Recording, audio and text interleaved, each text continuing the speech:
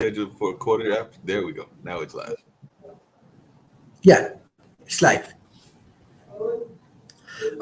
Welcome everyone. Today we have our another new episode, and we will discuss on the death of the dead. Very interesting book, and Professor David Wood is a very famous scholars. We have our another professor, Professor Josh, and we have our media personality, Mr. Markley. Professor David Wood, what you want to discuss about today's session? Thank you very much for the invitation to be here. And I'd like to talk about approaching longevity, escape velocity, and the death of death. And to explain what that means, let's look a little bit more at this picture, which pictures what happens every time we complete a journey around the sun. And we normally say, hey, we're a year older, and we sometimes smile and say we're older and wiser. And sometimes we recognize that we may have been a bit more forgetful. And the older we get, the more we see ourselves physically weakening as well. Our mortality increases. And this is well known to people who study the likelihood of death at various ages. I'm showing here figures from the UK's national life tables, which I downloaded a short while ago and turned into this graph. So if you do similar analysis of data from other countries, you'll see similar curves. Along the top, you're seeing people's age all the way from 1 year old to 101 year old, and the lines underneath show the probability to die in the next year. There's a blue line for the probability for boys or men to die, and the red line always shows that for girls or women, there's less likelihood of dying. And we look at some points. At around the age 10, you've got to be pretty unlucky to die in the next 12 months. By 25 years' time advanced forward to the age of 35, it's about a 1 in 1,000 chance somebody will die in the next 12 months. Another 25 years takes you to the probability of 1 in 100, and another 25 years takes you, you can guess the pattern, to around 1 in 10. This characteristic has been well known since 1825, since Benjamin Gompertz, a statistician working in London, stated it as follows, that after the age of around 35, human mortality rate doubles every 8 years. That was of great interest to his extended family, the Rothschilds, because they wanted to know what life insurance premiums were sensible. Another way to state this is that mortality grows 10% every 12 months. So, as we go around the sun, as it were, we are more likely to die 10% every time. And we can say it poetically that the gravity of aging pulls us downwards. I'm going to interrupt for a minute. There's a lot of background noise coming from somewhere. I think that's Dr. Sharif. He might be in a public place like the university or something. Well, he's adjusting that. I did have a quick question for you, David, because I live in Durham, North Carolina, and as Sharif told you, I'm in the media space, and I do know that sometimes those statistics can be colored by your with the area that you're in and the quality of life and a number of other things. For example, I know that there are areas in North Carolina that have a decent amount of gang population and things along those lines. So some criminal aspects and some drug aspects that may skew those mortality rates one way or the other. We've even seen that in some of the African nations and in some of the Asian nations as well. So that was kind of where I was going with in my question, was how much of what is happening even in this study is looking at the outside factors, because I do know that the chances of dying by age 10 might be a lot better than 1 in 10,000 if you live in South Central LA or some other kind of crime-ridden areas and all in that space. So just wondering if the study looked at that at all.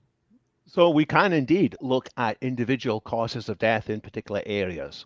What this data shows is every single person in the UK, all 70 million or so of us.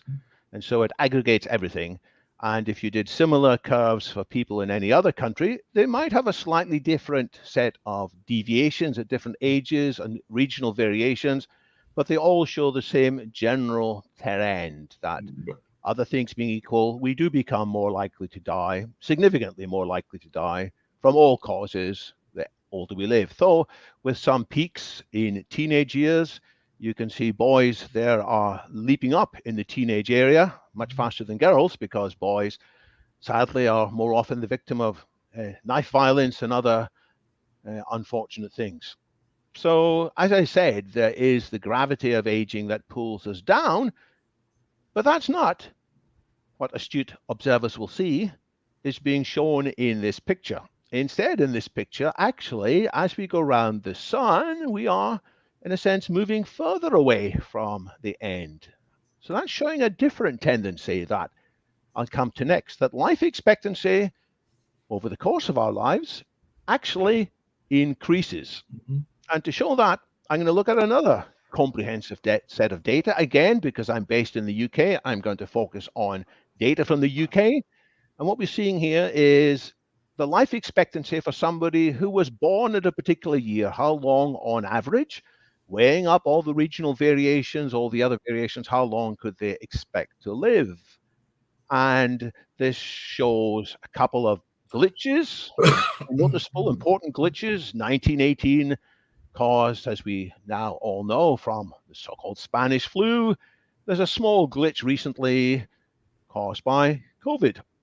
But the bigger picture is the thing I want to focus on. And if we look, say, from between 1860 and 2020, there is a remarkable set of progress here, when life expectancy was only 40 years until more recently when it reached 80 years throughout the UK. That is, in that 160-year period, reasonably constantly, but not quite constantly, as we'll discuss, 40 years were added to the average person's life expectancy. Or, as is sometimes said, every 12 months that you live, other things being equal, you might get another 3 months of life expectancy. And at this stage, I'm going to pose a ridiculous question. If this is all the data you've got, how long would you need to wait until life expectancy might reach 120 years? Not just that occasionally an individual might live to 120, but an average person might expect to live that long. And you should protest to that question and say there's no way you can answer it from here. But if pressed to it, you might extrapolate that line forwards and say, by 2180, another 160 years.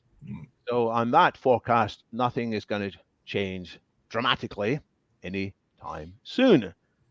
And you might also say, let's look a bit more carefully at this curve. And actually, people will look more carefully at it, going all the way back to 1543. I haven't shown you the first bit. Actually, there's little net change for most of that period. The average life expectancy went up and down between about 30 and 45.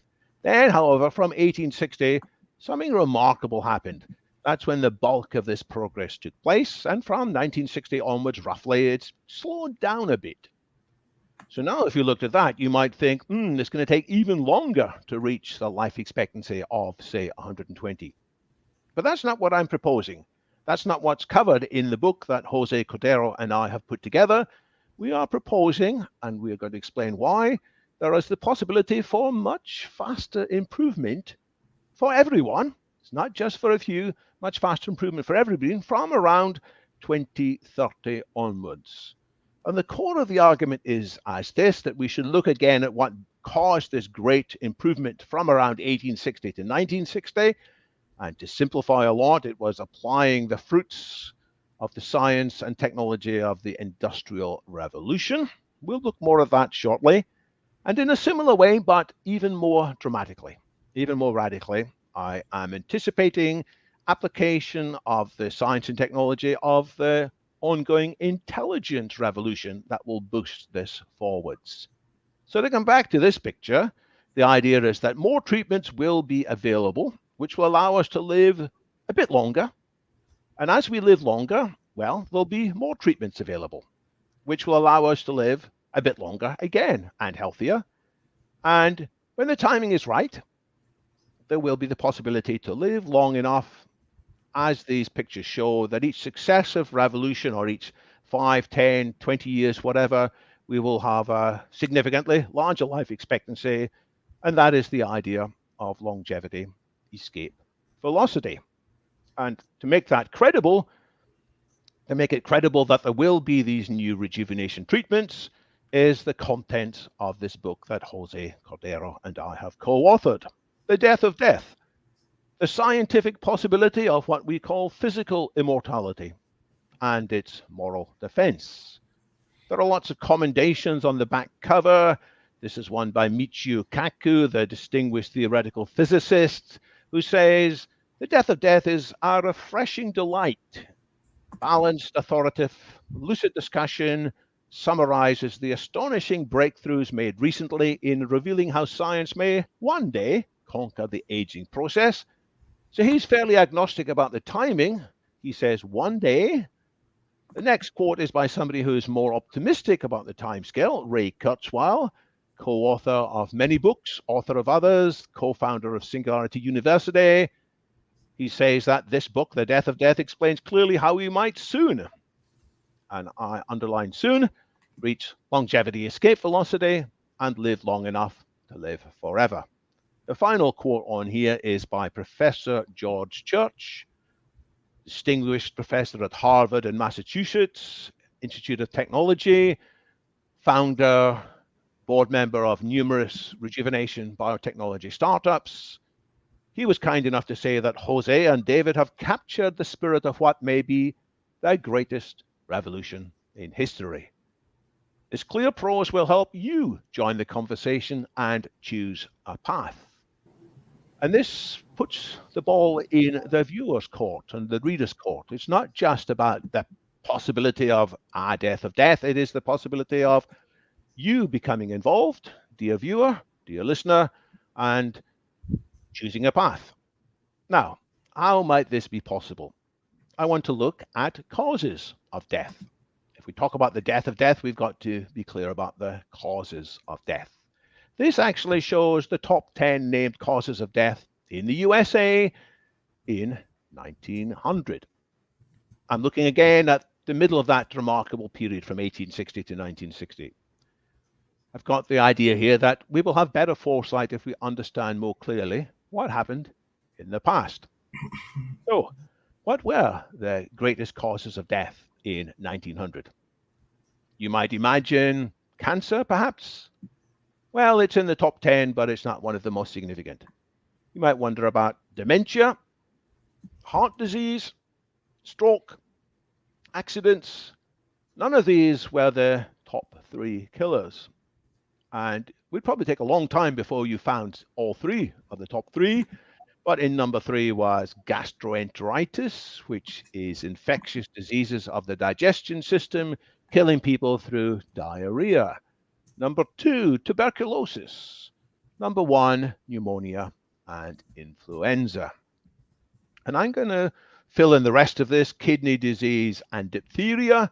You'll notice that some of these are shown in red, and there is a pattern which we'll highlight in a moment.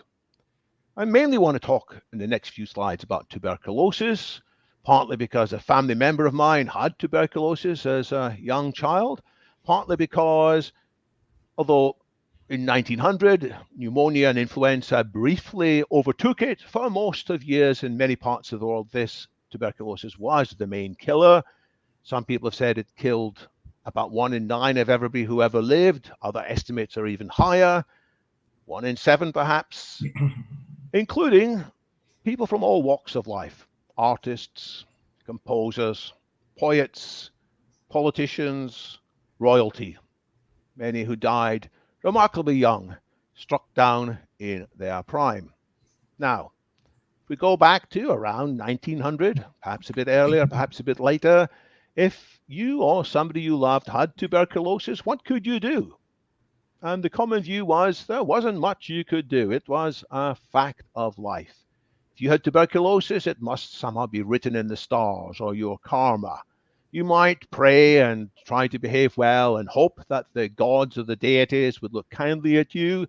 You might have an idea about regaining natural balances or access to clean air. That's why people went to sanatoriums. Didn't seem to make much difference. Scrupulous hygiene helped a bit. What about the weird, strange idea of medical interventions? Most people thought there's no such thing. Most people thought there's a delusion. Here's one person who famously said the idea of medical interventions generally was a delusion. Her name was Mary Baker Eddy. I met in the 1970s in Cambridge some followers of hers who were still active in the Cambridge University at that time. She founded the Christian Science Church, which taught in her famous book, Science and Health with Key to the Scriptures, that disease is a mental error rather than a physical disorder. Don't bring in the physical doctors. They don't help. The best you can do is pray. And for most of history, her analysis would have been correct, because for most of history, doctors tended to do more harm than good. Sad to say. But things changed. There were some people who still persisted with this idea that medical interventions could make a difference. And I'm showing here Heinrich Hermann Robert Koch. He should be better known. He was the person who, with his microscope, with some painstaking scientific tests, identified the bacillus causing tuberculosis. He identified likewise the causes of cholera and anthrax. He demonstrated that different diseases had different causes of infection. This is not just something that you picked up from the air or from bad behavior. This is something that could be cured. And as a result of the analysis he made. David, hold on one second, please, because I know that your partner in crime, and I actually put him in the comment section, was asking for the website to be put out there and the Amazon where your book can be reached. And I think there's also a question from one of our regular panelists, Daniel Twett. So, Sharif, if you'll look in the comment sections, thank you. That's what I was looking for you to put up and all in that space, because there was also some website above that. Mr. Mark. Yeah, Mr. Mark, it's actually intellectual discussion. I want to give full chance, Professor David Wood. He finished his presentation. His partner was asking for that website. His partner was asking for that website. Yeah, no worries, no problem. The website where people can learn about this book. Right. The website where people can learn about this book, you can go to thedeathofdeath.org. That's all one word, thedeathofdeath.org. But I'm trying to summarize some of the key ideas from that. Thank you. And I'm trying to emphasize that these ideas of medical interventions at first were deemed crazy, but you can now look at the actual statistics. There in 1900 is the same statistic I showed you earlier. Round about 1 in 11 people were killed who died in that year. And with an insight that there were germs that caused tuberculosis, there were hygiene initiatives. Gentlemen were told to be much more hygienic in shaving their beards. People were told not to spit. People were told to use handkerchiefs. Women were told not to have skirts that dragged along in the dust and the ground. And that did cut down the incidence of some tuberculosis. Then another medical intervention, more specifically the vaccinations, brought down the mortality further. Further again with the development of antibiotics. And at first, that streptomycin only brought temporary relief before tuberculosis typically came back more virulent and more terrible than before. And at that time, if Mary Baker Eddy had still been around, or other critics of medicine, they would have surely said, see, you can't engineer your way out of this problem. But it turned out that when you use a double combination of antibiotics, and even better, a triple combination of antibiotics, you could bring down the rate of death very significantly. So that's what happened. There was an idea that disease is caused by microscopic organisms, which at first nobody knew much about, but then people saw under their microscopes. And over time, that led to tangible interventions, hygiene, vaccines, antibiotics, which drove down that death rate very significantly. But the whole reason I'm going into this, as you might imagine, is not just one area of infectious disease that was solved or reduced radically in this way. Gastroenteritis, at least in the developed world, similarly shrunk. Diphtheria and influenza and pneumonia. Still, that is the one infectious disease which still many people too many people die from, but in all cases, the figures have shot down. If we look again at these top 10 and compare them with the current or near current rates, I'm quoting here from an article in the New England Journal of Medicine, pneumonia and influenza is killing a fraction of the people it used to do. It's still in the top 10, but none of these other infectious diseases are in the top 10 in that year. Filling in the rest of the top 10, suicide, sadly on the up, killing too many people.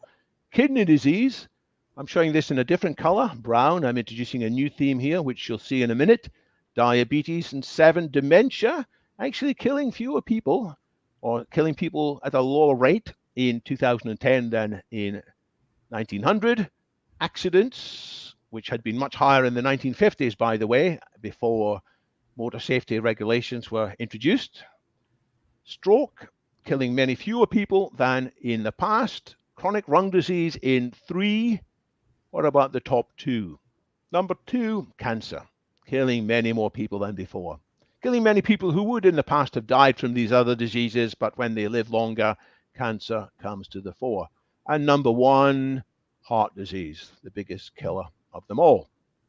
And now it's time to explain that color scheme. The brown is chronic diseases. They are not mainly caused by infection. They may be complicated by infection. They are non-communicable diseases. And in each case, the older we are, decade by decade, the more likely it is that we will be affected and die from these diseases. And again, these are logarithmic graphs. The y-axis is increasing by 10 every step up. This again fits with the observations of Benjamin Gompertz. So what should we do about it? I'm going to re-ask that question which I asked about tuberculosis. What is our response as we see people or ourselves getting older? Should we just accept it with serenity and say it's part of nature, there's nothing we can do about it? Shall we perhaps pray and plead good behavior to the deities, seek natural balances, fresh air, or seek individual treatments for each disease? All of these have some role, I think. Some have more role than others. But here's the radical, controversial idea which is at the heart of the book, The Death of Death, from Jose Cordero and myself, the radical idea of medical interventions against aging itself as the common cause of all these diseases.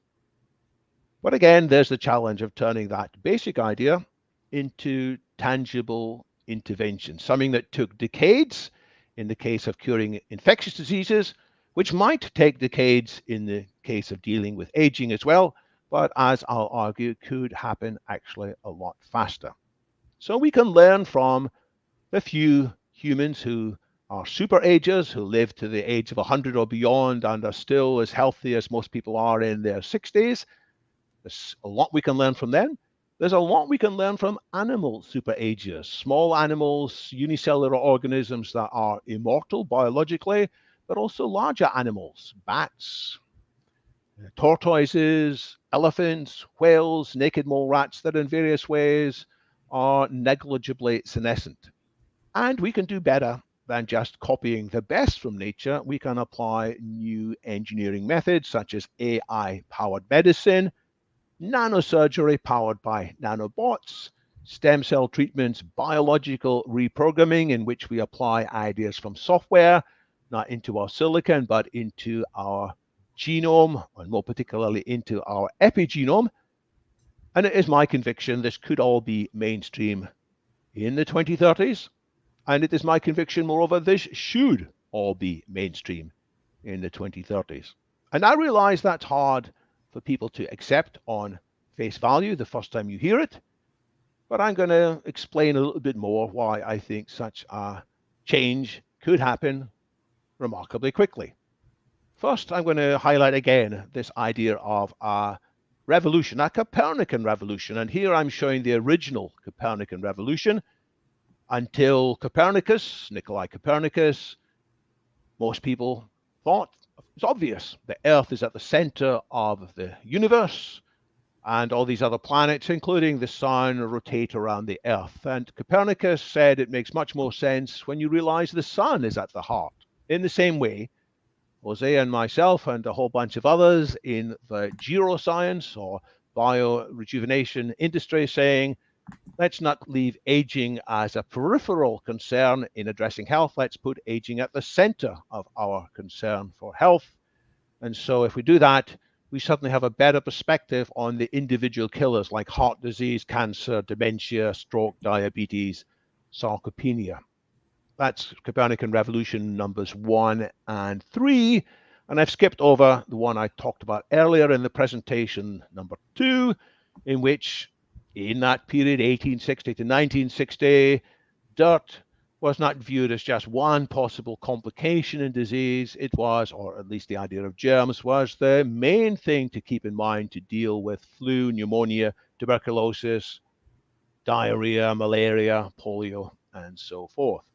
That's the big picture, but in each case, there's the simple description I've just given, and the complications took a while to sort out. So even after Copernicus had his ideas, most people didn't believe him, in part because his predictions were less accurate than those of epicycles with Ptolemy from ancient days.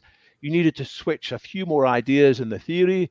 You needed Johannes Kepler to point out that the orbits were elliptical instead of circular. It helped when there was the science and engineering of Galileo, who had a telescope that pointed out moons rotating around Jupiter. And it all came together with the comprehensive theoretical framework of Isaac Newton, who suddenly made it obvious why this was happening, and nobody looked back. The germ theory of infectious disease needed, again, similar technological breakthroughs, the microscope of Robert Koch. It needed greater skills in manipulating chemicals and biochemicals to produce treatments. In summary, we can say it was the outputs of the second industrial revolution that made this possible. There were lots of delays. Robert Koch himself went down a few blind alleys. He thought a couple of times he had a cure to tuberculosis, which turned out to be misfounded. He became a more controversial figure in later life. But others were able to pick up the mantle and come up with the treatments, as we've said. And now to the main topic. There is the possibilities that outputs of the fourth industrial revolution, sometimes called the intelligence revolution, will allow us with nanotech, biotech, infotech, and cognitech to apply that one insight that aging, namely the accumulation of damage at the cellular and intracellular levels, 7 or 9 or 10 or 12 causes of damage. Different people have slightly different theories and so-called different hallmarks of aging. I think in the next 5 years or so, there's going to be refinements to these theories of the hallmarks of aging. And that's going to lead to a remarkable acceleration of rejuvenation breakthroughs. And in 2 words, the causes of these accelerations are 1, intelligence, more intelligence, and 2, a change in mindset. The first is people will see, it is possible that we can extend lifespan significantly. The longevity escape velocity may be in our grasp. And number 2 is, hey, we should all be getting behind this. This is the most important revolution in history, to refer again to the commendation given by Professor George Church for the ideas in our book. So more intelligence means more people collaborating more productively, encouraging each other. And when you look at the statistics, you will see roughly every decade from around the 1980s onwards, there are about 10 times as many scientists, entrepreneurs, activists, philanthropists focusing on this area as before. Not just individuals, not just philanthropists, but increasingly the world's most powerful companies, Apple, Google, Amazon, Microsoft, including some of the Chinese most powerful companies, are increasingly addressing health issues from a fundamental geroscience perspective as well. This will, I believe, form the world's largest industry, powered by insights from AI, including revolutions in how drugs are discovered and verified, and lots more, with AI doing what is already happening with Google's AlphaFold, which identifies how proteins fold in 3-dimensional structures. Going further with this, we're going to see AI increasingly powerfully identifying and overseeing rejuvenation interventions. That's going to lead to treatments in mice and in dogs and in humans, which people are going to say, hey, I didn't think this was possible. Hey, I actually would like some of this for myself and for my loved ones. And the public will become more comfortable about wanting rejuvenation. Perhaps first for their dogs. There are a number of dog aging projects which are likely to produce results by around 2026, including one by Matt Kaberlein, giving rapamycin to dogs. There are a whole bunch of new treatments for mice, combination treatments, which will potentially allow mice to live healthier and longer forever. And as for humans, it takes a long time to prove that treatments actually do make humans live decades longer.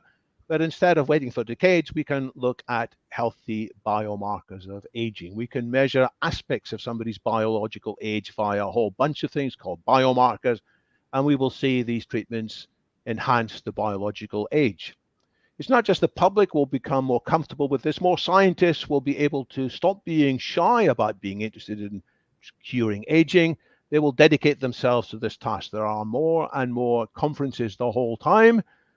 There's a bunch in the next few months, in fact, more than ever before. And there's going to be politicians too who are gradually going to get on top of this movement, seeing the benefits of what's called the longevity dividend. It will actually be good for the economy if people aren't chronically ill and chronically sick. They will, when healthy, continue to be vibrant producers and consumers in the economy. We'll see more public funds directed to accelerating rejuvenation technology, and there are some wealthy people around, some very wealthy people around, and more of them will direct larger portions of their wealth to rejuvenation technology. And rejuvenation technology will no longer be the last word that people consider. It will be, as at the top of this chart, their first word. And to help that transition, we're going to have to accelerate that change in mindset, which includes deflating what's sometimes called the aging trance or the pro-aging trance, or more diplomatically, we might call it longevity myths, which we address in our book. I'll just touch on one. The first thing that people always say, hey, you don't think about overpopulation, do you? Oh, yes, we do. We think about it very hard. And what people are worried about is there's going to be a worse impact on the environment if there are more people around, and if people actually are using more energy. Isn't that going to have a worse impact on the environment? Isn't technology threatening to do bad things there? But that's only part of the picture. When you look at the question of the carbon intensity of energy, which technology can decrease, if you look also at the effectiveness of recycling mechanisms, when you put all that into account, there is lots of possibilities to have less impact on the environment, to live in a rejuvenated environment as well as having rejuvenated bodies. So cultivating lab-grown meat, using some of the same biotechnological enhancements as I've talked about earlier, that will allow many more people to be fed in healthier ways, green energy, solar, wind, and beyond, negative emissions technology, nanotech repair and recycling, and eventually, not necessarily in any hurry, space tech for recycling. And some of this is touched on in our book. I also point to a very interesting book by MIT economist Andrew McAfee, more from less, the surprising story with lots of data, lots of hard evidence in there of how we learn to prosper using fewer resources. So it's my view and Jose's view, this kind of answer to longevity myths are credible and indeed desirable. Hence, we say in our subtitle, this is not just a scientific possibility of physical immortality. This is the moral defense. This is a very good and worthwhile initiative to support. And we invite people to choose. Do you want to be part of the first forthcoming immortal generation, or are you content to be part of the last mortal generation? And if you want to be part of that first immortal generation, this is the last slide, there are 10 steps you should take. I call them vital steps because it may make a heck of a lot of difference between life and death. You should prioritize more of your time to learn about the science of aging and rejuvenation. I've just touched very lightly on it here. There's a lot more in the book, The Death of Death, and there are plenty of other books and plenty of conferences, and you owe it to yourself to learn more about epigenetic reprogramming and senolytics and stem cells and so forth. And some of you may be able to step up with your study of science. You can actually start to comment on scientific papers. You can be a citizen scientist, helping to grow the set of people involved. You should also learn the broader arguments, the longevity dividend arguments, and many others in terms of the philosophy and economics of why it is desirable to attain longevity escape velocity. And with that, you can steer public and private conversations away from these longevity myths, away from the pro-aging trance, towards a much better vision, not just in terms of the details, but in terms of awareness of the larger possibilities, which Jose and I call super longevity. This is not just longer life. This is a much better life. This is not just life extension. This is life expansion. And along the way, we will be better at bewaring snake oil. There is an anti-aging industry which has a lot of careless or unfortunate or overhyping. We need to be clear which treatments do have good evidence, which treatments have good scientific backing, which treatments deserve attention, and which, frankly, are dubious and should not be supported. Otherwise, the reputation of the field may be damaged. Some of you may consider joining a startup or a larger company, donating your time and skills to this effort. Maybe part-time. Maybe you're already retired. Maybe you've got a few days a week or a few hours in the day. You can get involved. There are many exciting startups. Consider making financial donations. I said earlier that you might donate your time or your insights. You might, in some cases, have sufficient money, even just a little bit, to donate to the likes of the LEV Foundation, the Longevity Escape Velocity Foundation. And certainly, you can do all of that yourself, but even more importantly, you can build bridges to people or community who can assist all of the above, maybe more than you can. And to do all of that, it is important you look after your health. It's important you keep your passion high. It's important that you focus on this as arguably the most important cause in history. Embrace the possibility of the death of death. Become part of the first immortal generation. That is the possibility. Welcome to the revolution. Thank you. Great presentation and everything, David. I was really enjoying. Thank you, Professor David Wood. Yes, I think we have Professor Jose. Professor Jose, what do you want to discuss for today's session? It is fantastic. Fantastic. I agree, obviously, with everything that David has said, and I recommend people to read our bestseller in many languages. And also, Sharif, maybe with you, we can publish it in Bangladesh and in other countries. We will be very happy to keep spreading this good message around the world. David is a fantastic communicator in his British style, and I do the same with my Spanish style. And with your help, we get into South Asia. Thank you, Professor Jose. You want to be happy that World Talent Economy Forum today we collaborate with Planning Minister for developing the policy for Bangladesh. Besides that, we are doing research for Sheikh Hasina Institute of Frontier Technology. You can say this is the MIT of South Asia.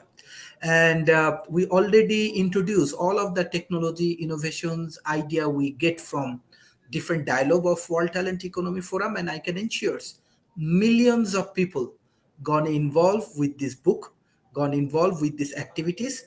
Already we are engaging with all of the big university in South Asia, including IIT Kanpur, including Dhaka University, Ruwait, Chuet. So hopefully this activity is going to be helpful for our youth communities, and we can learn a lot of things for this book. Mr. Markley, what you want? Mr. Markley. Yeah, I was just listening to the presentation, a very powerful presentation, as I have said on this show, and definitely others that have been on here regularly know that I jokingly say that I am going for 200, even though I am just recently, earlier this month, hit 6'1", so I've got a long way to go to 200 and definitely have some longevity in my family, but nobody has really hit that number. And I don't know that I will actually make that number, but a lot of times it is just fun to wish upon a star and hope that you make it along those lines and all in that space. But when I've said that joke, and this is a question for both David as well as the other gentleman, Jose, I believe it was, when I've said that, a couple of things have been risen to me and all of that space. And that is, some of my friends have said, I don't want to live that long because I would lose touch with my friends and those that I have been with and all in that life. So they kind of like want to come into the world together and leave the world together, is I guess kind of the philosophy, or at least leave it as close as possible and all in that kind of way. So I'd love to hear your thoughts around that kind of response. And another response is more of a religious response, because you will have some religious people that will tell you that it's going to be better in heaven anyway. So there's no need to live longer because it's going to be better in that heavenly space. And that is no matter what your religious philosophies are. I consider myself more spiritual than religious, and I'm not an active churchgoer, but I know people in that space that would make that argument. And then you were going to have the fight from the pharmaceutical companies, because there are a lot of pharmaceutical companies that make money off of medicine, and it is the medicine that they are putting in us that oftentimes is shortening our lives in a lot of ways. That's just me being very forthright about it and everything. So I'm just wondering, there are some that are listening to this presentation and going like, hey, Mark's bringing some good points into this conversation. And they may be, if I can use an analogy, tilting at windmills because of some of those things that you are fighting against. So this, I'm using an American perspective, but I know that both Latin America and even Britain has dealt with some of these things, whether it's the religious folks, those folks that don't want to live that long, and the pharmaceutical industries. So if you have any take on some of those barriers that you might be facing in going in this direction. And like I said, I'm personally going for 200. So maybe I'll go for 250 or 300 now. Jose, would you like to answer some of these? I've got plenty to say, but maybe it's good if people hear from you as well. Well, thank you so much, David. And Mark, that is an excellent question. In a chapter in the book, we actually talk that this will be the biggest industry in the history of humanity. Nothing will compare to this. And so there are many opportunities. In fact, some old industries will go bankrupt, like it happens always with technological change, but new industries will grow. And let me give you an example, because I actually began my career in the petroleum industry. A quarter of a century ago, the petroleum industry was the biggest in the planet. Companies like BP, Shell, Exxon, et cetera, were the biggest companies in the world. Today, it is technology companies, Google, Meta, Facebook, Apple, Baidu in China, et cetera.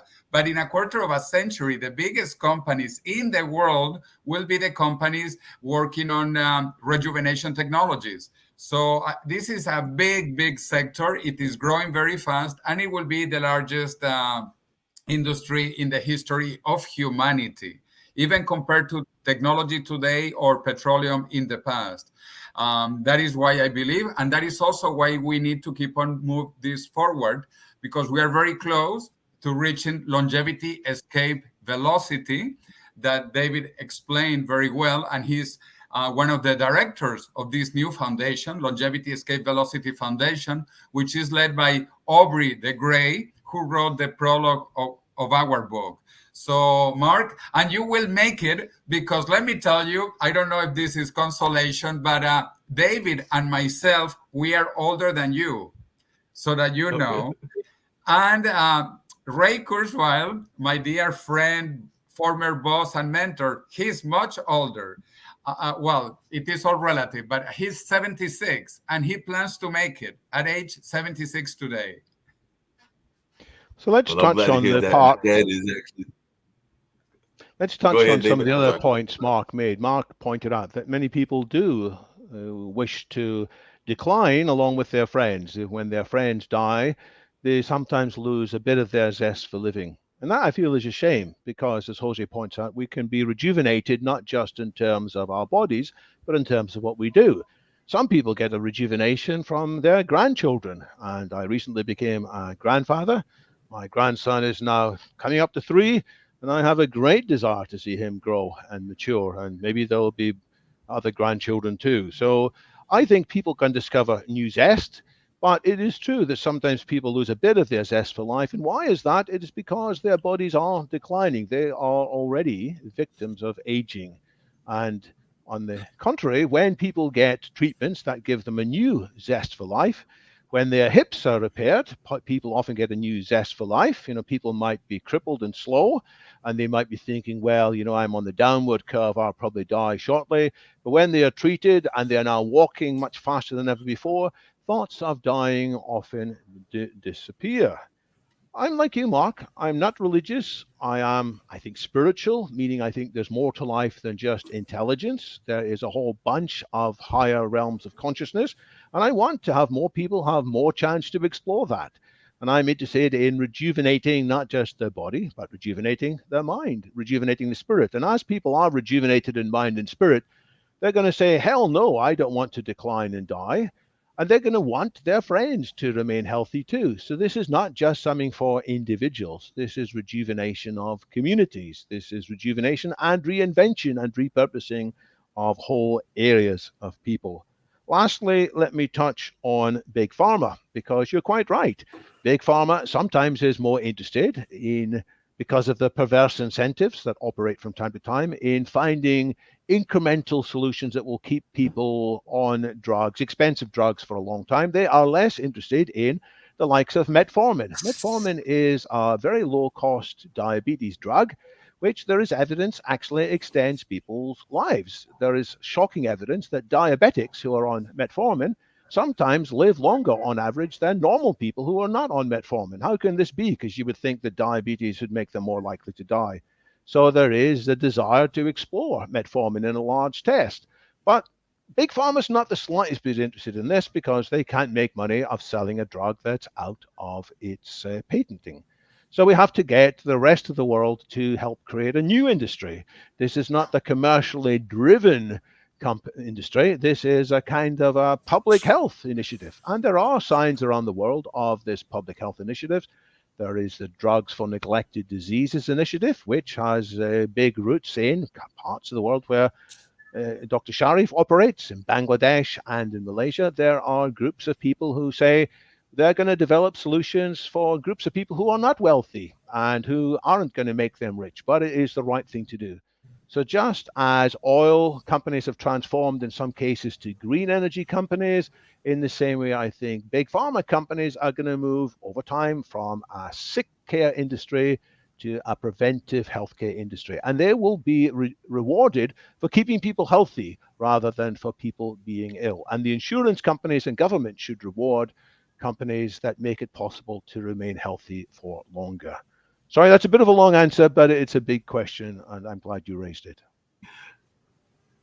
No, I don't know if you called Thank you. I want to give just Professor Rob, Mr. Markley. Dad is going to turn, he just recently turned 83, and all along those lines. So I know that longevity, because he's still doing swimming and exercise and very active in his art. But one of our panelists said something that was interesting that comes on the show regularly. He said that heaven will wait for us. So we wanted to get to heaven. Yes. To the religious folks, his argument was that we can live longer and it'll be all right because heaven will wait for us in that line. So I did see that from one of our regular panelists, and I don't know if y'all have any thoughts about that, because I do know that the religious folks can sometimes fight against this notion of living long as well. Thank you, Mr. Markley. If you give chance, Professor Rob, because I think he has some comments on today's discussion. Professor Rob. Yeah, so glad to be here. Actually, I enjoyed watching it. I didn't realize we were just going to run all the way to the end of the hour because I've got 8 minutes left. Anyway, Rob, any thoughts? I've said my piece. Oh, can you hear me? I can hear you. Okay, sorry. Yes. So the concerns I have with regard to some of the underlying premises are that right now the pharmaceutical industry makes its money by mitigating symptoms, not by curing people. Providing a vaccine for polio was great for eliminating polio, but from an economic standpoint, it substantially reduced the amount of money that pharmaceutical and medical companies made as a result of mitigating that disease. And it places the pharmaceutical industry at cross purposes to cures. Now, if we even get the cures in place, and you're absolutely correct in pointing out that with artificial intelligence and some of the advances we're making with regard to science, we should be able to continue to cure at an increasing rate the number of critical diseases that are out there, but who's prioritizing the investment? So much of the investment that's going into medical research is funded by the pharmaceutical industries that make their money out of mitigating diseases, not making their money out of curing diseases. And that discrepancy, I think, creates a fairly significant amount of headwind in terms of creating longevity. The other point is that as we live, we die. Our cellular refresh rate is about 100% every decade. And the question is then, if we are going to create longevity, do we extend our teens? Do we extend our 20s? Do we extend our 30s?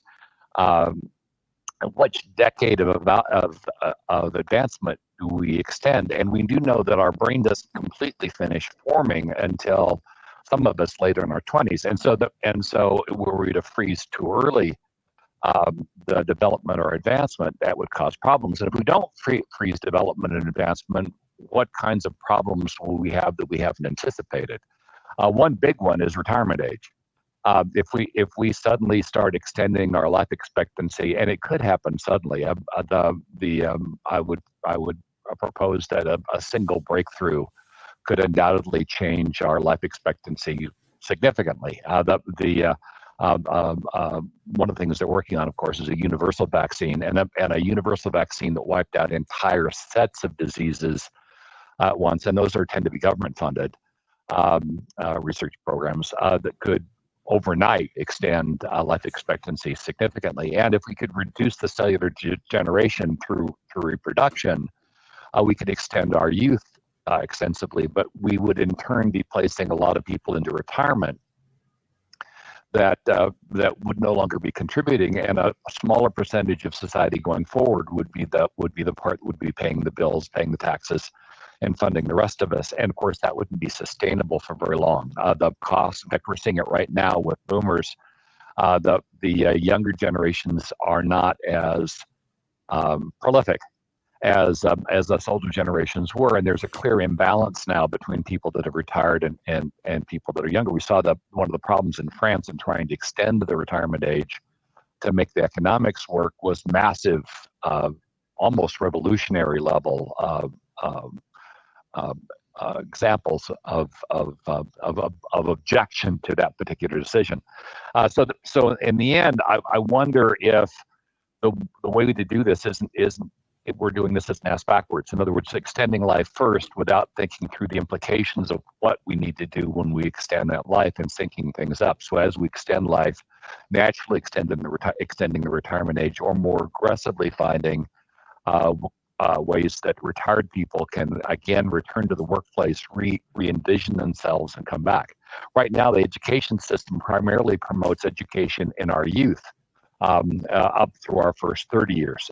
And here, if we extend life, it would suggest a second educational curve that would have to occur, say, 65, 70, as we re-envisioned ourselves. So one, our education is going to time out, as it tends to do. We see that with older employees, that they have a hard time adapting to new ways of doing things, and the method to refresh them, to make them relevant again, would then become critical. And yet none of that planning appears to be in place.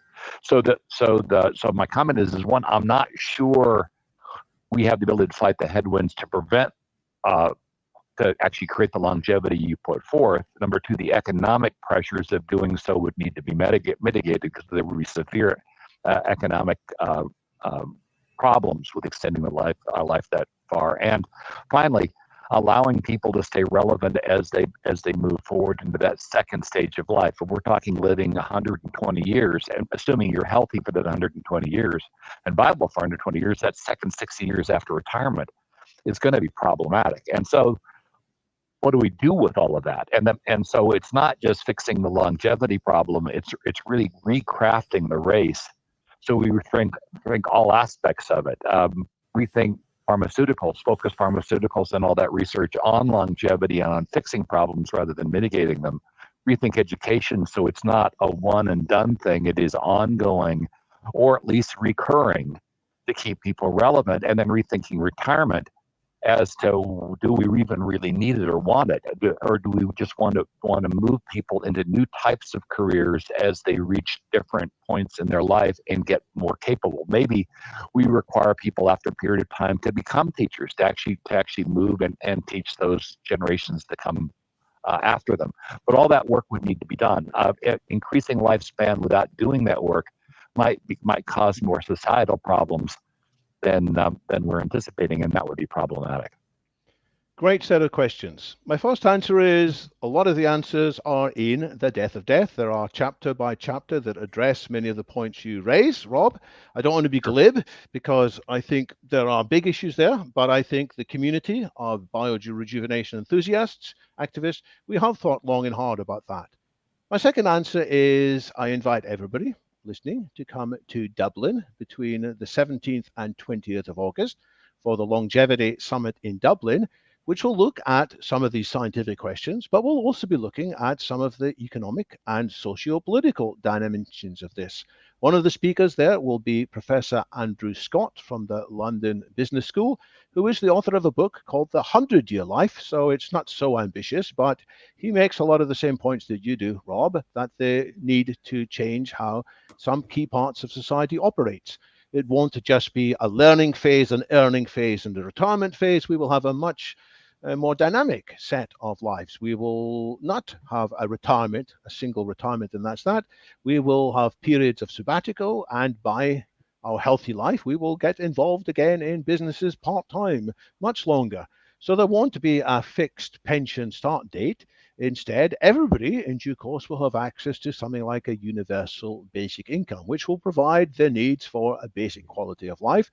And then people will, from time to time, at all ages, get involved in projects that are important to them, whether they are commercial projects or other kind of exploration, scientific, humanitarian, consciousness-raising projects.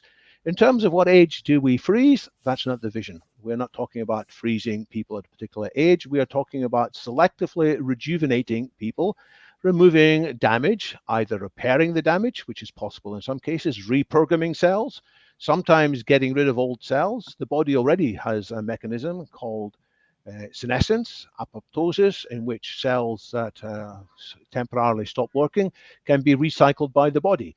We will trigger that. Some parts of the body don't get replaced at all. There are cells in the brain who are as old as you and I am. So we're not talking about replacing these cells. We're talking about repairing them, or in some cases, possibly transferring the functioning of these cells into new cells. So it's not that we pick an age 30 or 40. It is that we will have the wisdom of our 60s and 70s, but we will have the vitality of our 20s or 30s, whichever we prefer, and we will have different amounts of rejuvenation.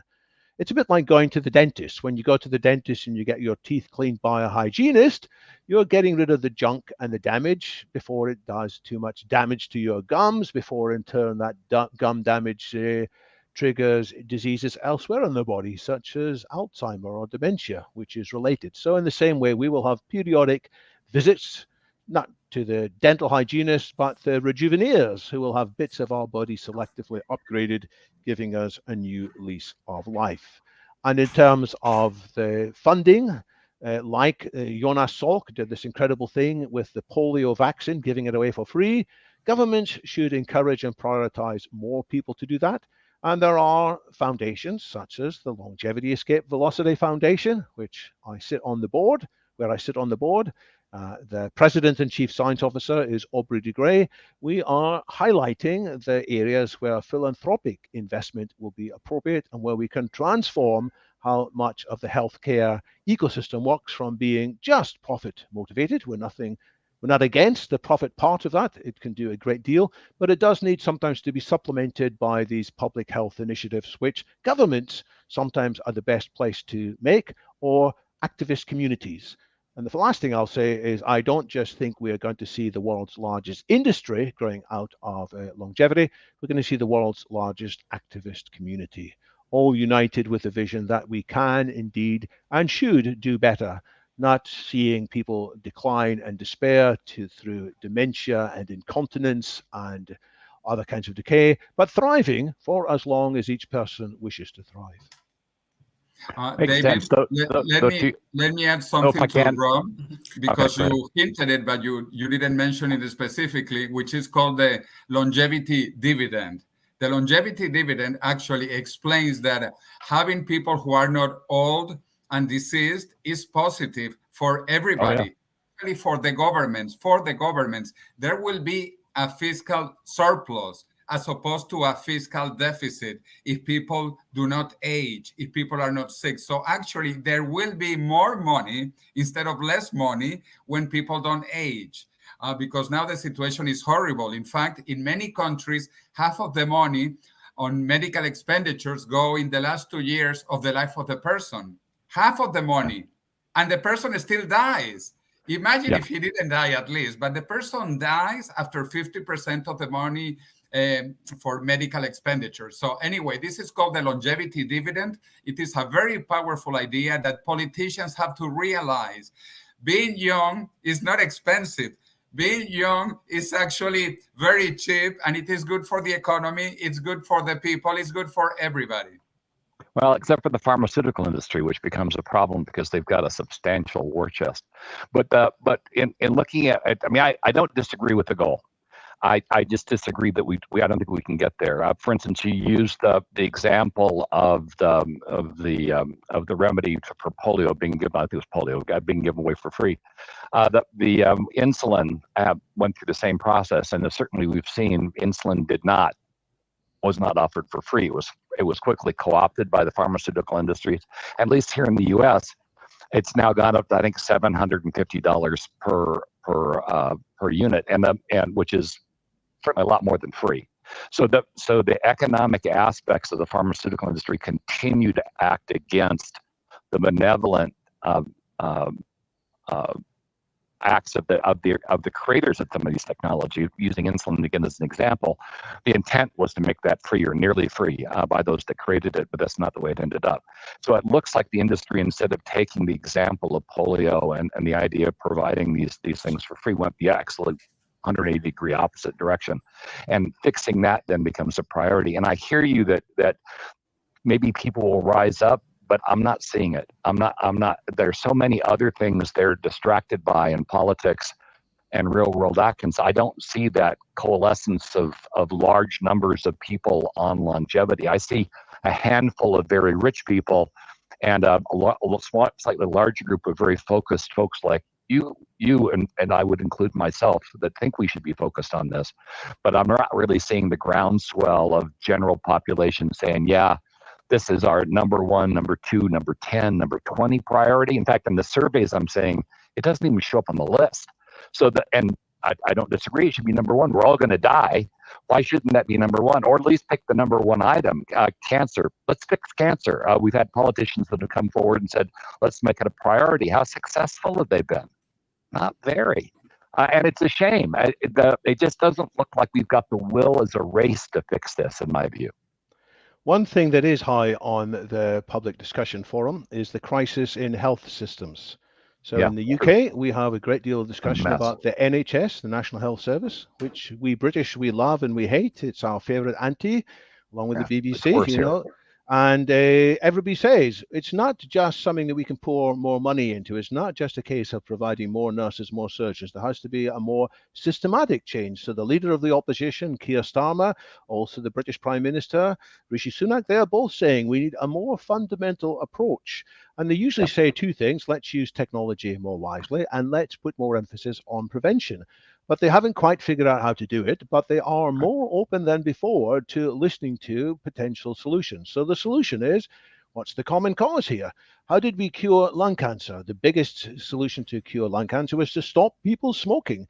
How do we cure lung cancer in the future? The best solution is to stop people aging, because when you age, you Yeah. become much more likely to have it. So let's get that message out there. Let's get more people reading books such as The Death of Death, which is appearing in all kinds of places now. I'm impressed. People are Sure. picking it up and commenting on it from all parts of my past life. I'm 64 years old. I've had about 4 careers, and people from each of my 4 careers in the past are commenting very positively about this book.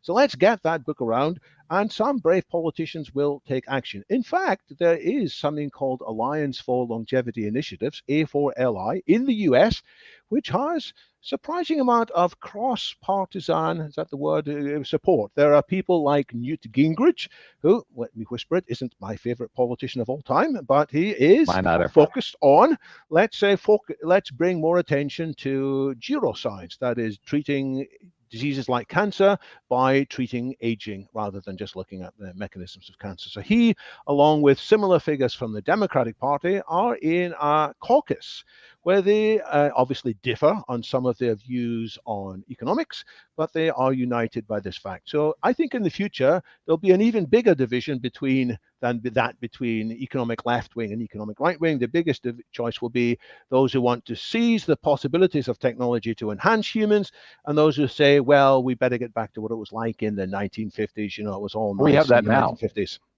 But let's We move have that people now. to see concretely what the positive future will be like, because people Thank you. sometimes struggle to see that. Thank you very much. Thank you. Thank you, Professor David Wood. Thank you, Mr. Rob.